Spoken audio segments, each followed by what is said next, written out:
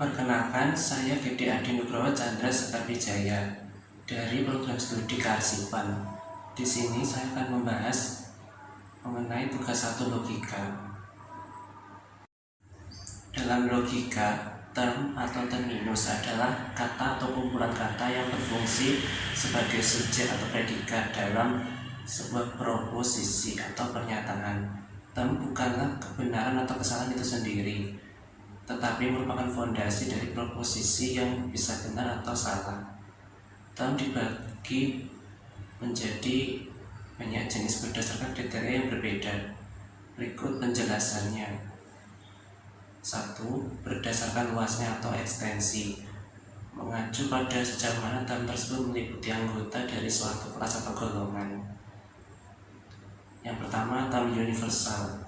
Term yang meliputi atau merujuk pada seluruh anggota dari suatu kelas tanpa kecuali, biasanya ditandai dengan kata-kata semua, setiap, seluruh, atau kata benda jamak tanpa penentu partikular. Jika sebuah term merujuk pada setiap individu atau objek dalam kelompok tertentu, maka itu adalah term universal. Contoh, semua manusia meliputi seluruh individu yang merupakan manusia.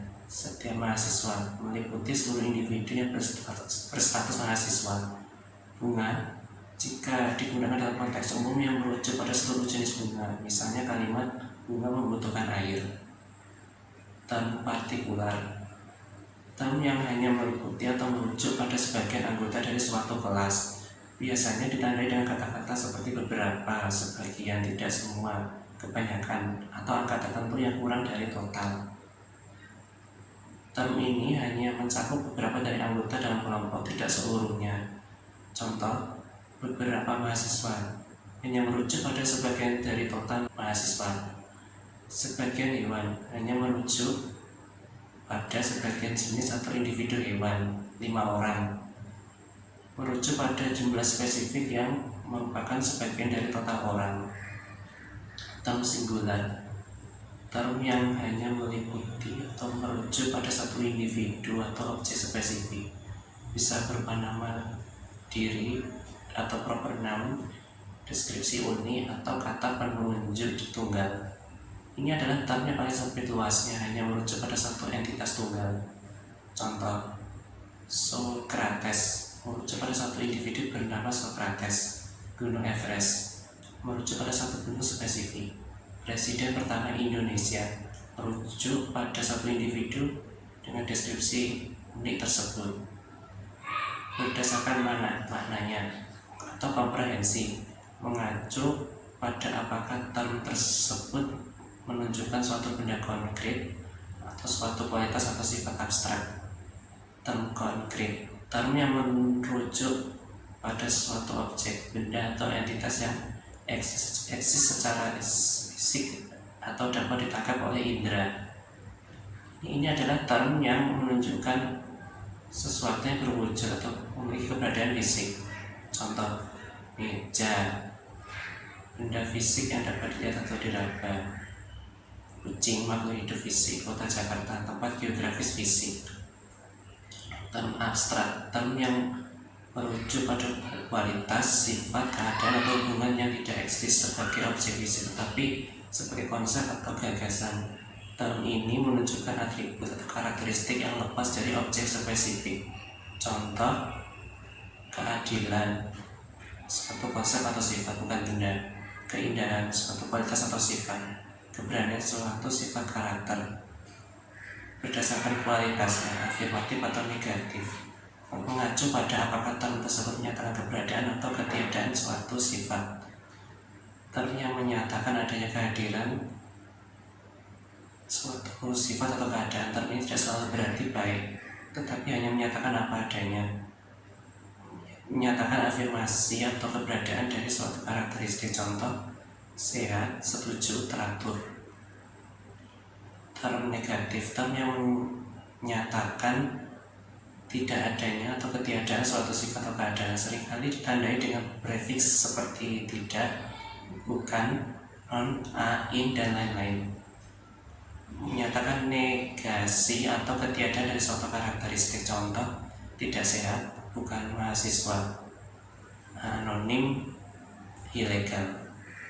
Itu sesat pikir atau logical fallacy.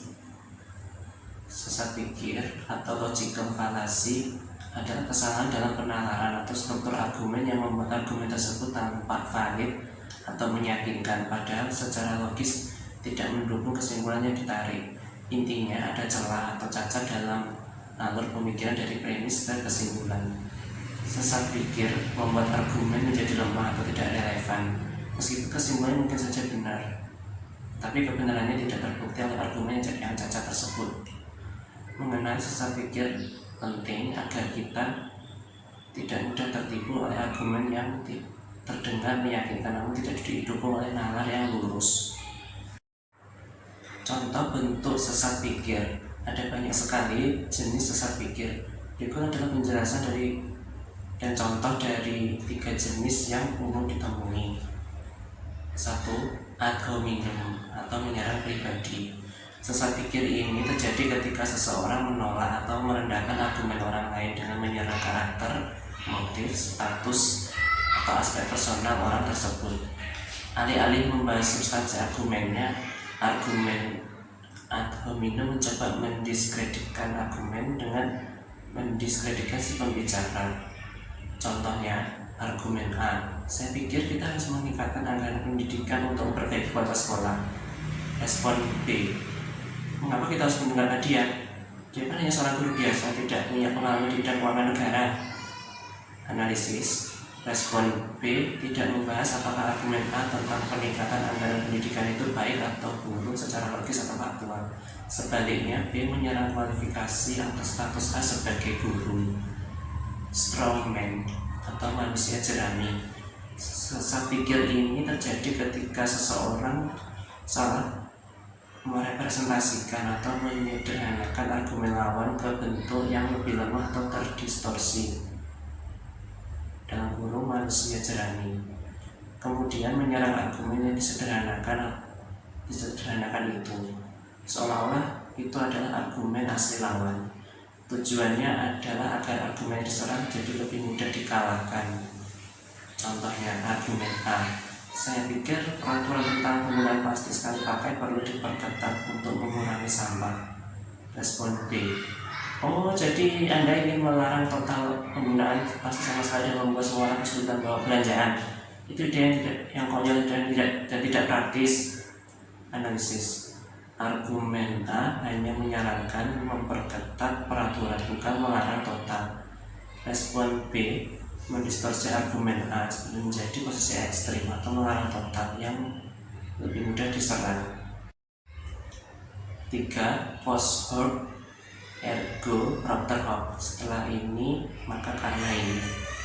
Nama Latin ini berarti setelah ini maka karena ini. Sesat pikir ini terjadi ketika seseorang berasumsi bahwa karena suatu peristiwa dalam kurung B terjadi setelah peristiwa lain dalam kurung A, maka peristiwa A pasti menyebabkan peristiwa B. Ini adalah kekeliruan dalam menentukan hubungan sebab akibat. Urutan waktu tidak selalu berarti hubungan sebab akibat. Contoh, saya mulai minum suplemen X minggu lalu dan hari ini saya merasa jauh lebih energi. Jadi suplemen X ini pasti akan membuat saya energi. Analisis. Rasa energi mungkin disebabkan oleh banyak faktor lain, cukup tidur, pola makan, cuaca dan lain-lain. Hanya karena minum suplemen mendahului perasaan energi tidak secara otomatis membuktikan bahwa suplemen tersebut adalah penyebabnya. Bagaimana agar terhindar dari logical fallacy? Menghindari sesat pikir, baik saat kita berargumen maupun saat mengevaluasi argumen orang lain, memerlukan latihan berpikir kritis. Berikut beberapa tips. Fokus pada substansi argumen.